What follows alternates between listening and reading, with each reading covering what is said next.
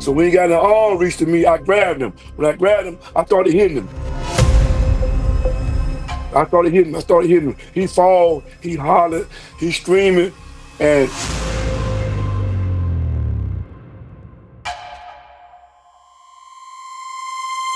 the only reason why I got off for him because the police took a fire extinguisher that was in the kitchen, hit me in my back.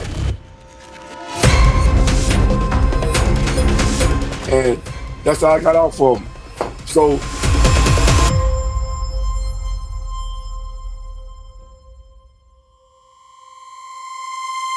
because soon he said, well, man, well, you know what it is. Soon he said that, I don't get a chance for you to go back and do this and do it. No, it go down right then with me. That's how I was planning. I learned that.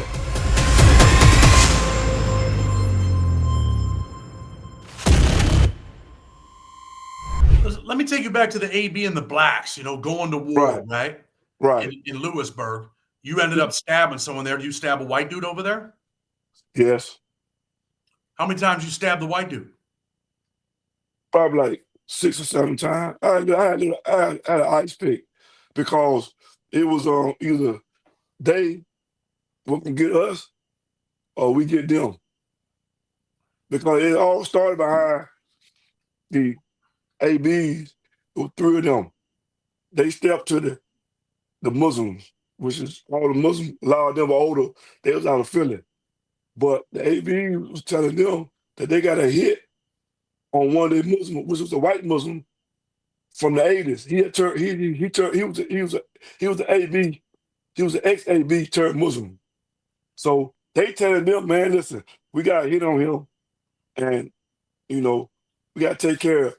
So the Muslims say, listen, he with us. Everything he did in the past, is in the past. They keep saying, listen, we ain't got no beef with y'all. We not beefing with y'all. We talking about him. They keep talking about, man, he with us. Well, the next day, the same white Muslim, they kill him the next day. The next day. The AB's killed him. Right, the next day. So now they went and took all the ABs and put them in the hole. Well, you got some white guys, they call they follow, they trying to be one of them or whatever. Were they Nazi lowriders? No, they were not. They were not. They call them start with an S, man. They like synthesizers or something like that. They wanted to be one of them. So anyway, when we came out of lockdown, we stayed on lockdown for like 4 days, almost a week. We came out of lockdown, the Muslim grabbed one of them and killed one of them. It was 4 bodies doing that thing. 2 blacks and 2 whites. You get killed. And this was at Lewisburg. Yes, at Lewisburg. Lewisburg riots, right? Right. Lewisburg. What's the dude that just got out? He was there. Rayford Evans.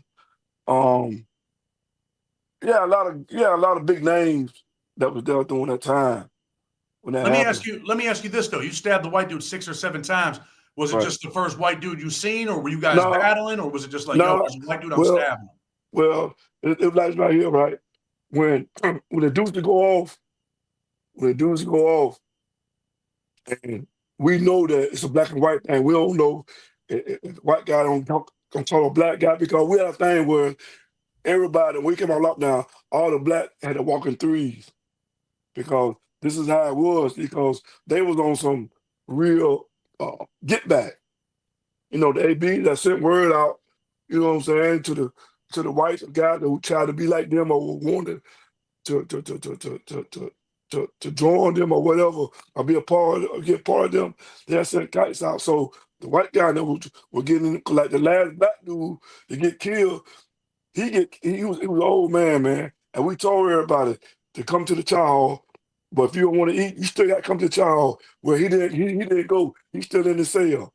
And I guess some white guys that went by and seen him in the cell, they ran in the cell and they killed him.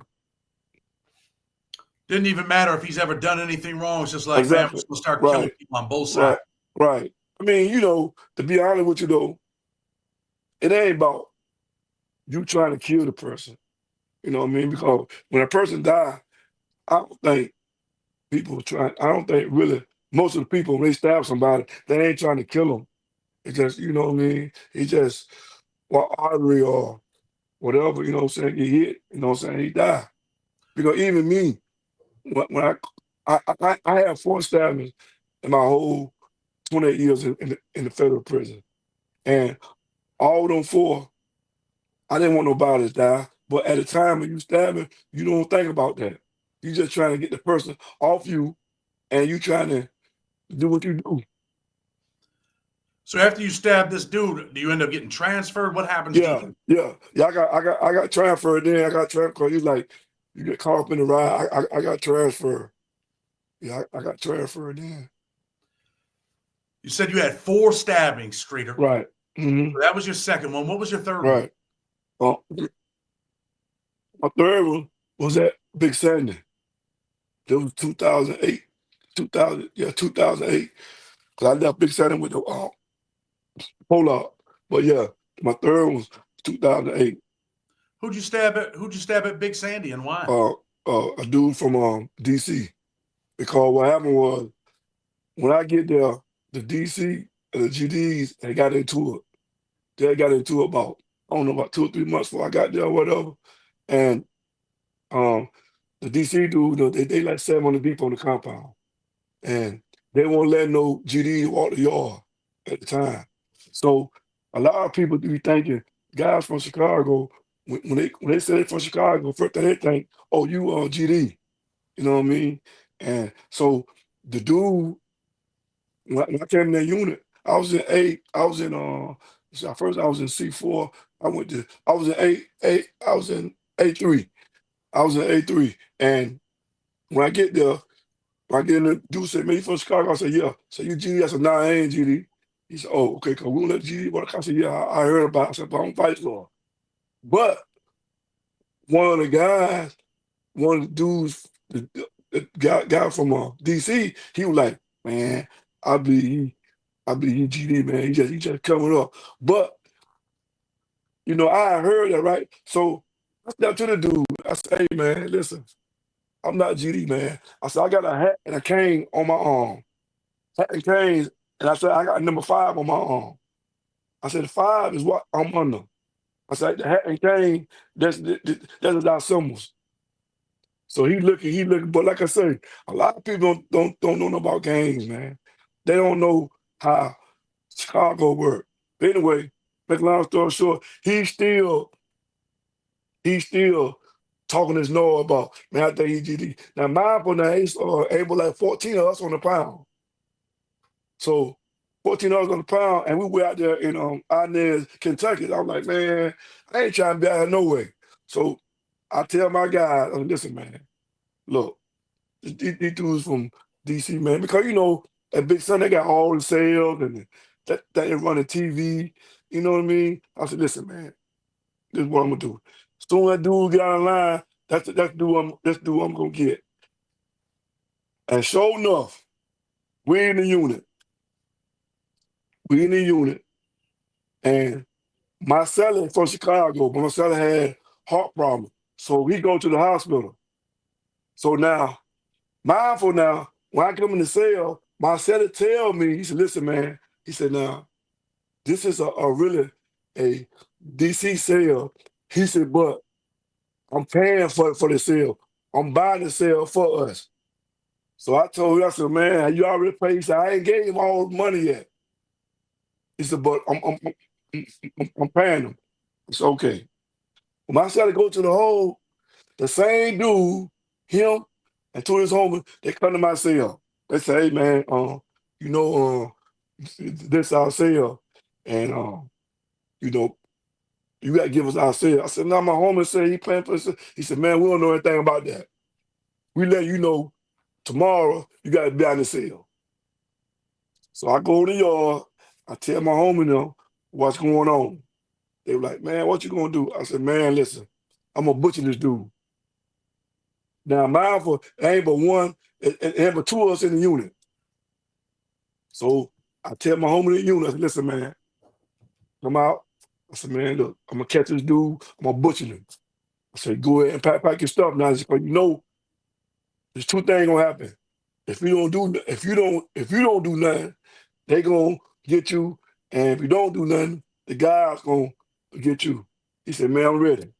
As soon as he came out, I see the dude, I see him. So now he's standing talking to his homie now. So I'm waiting to catch him by himself. So now here he come. He come walking. When he come walking, I was on him. I was on him.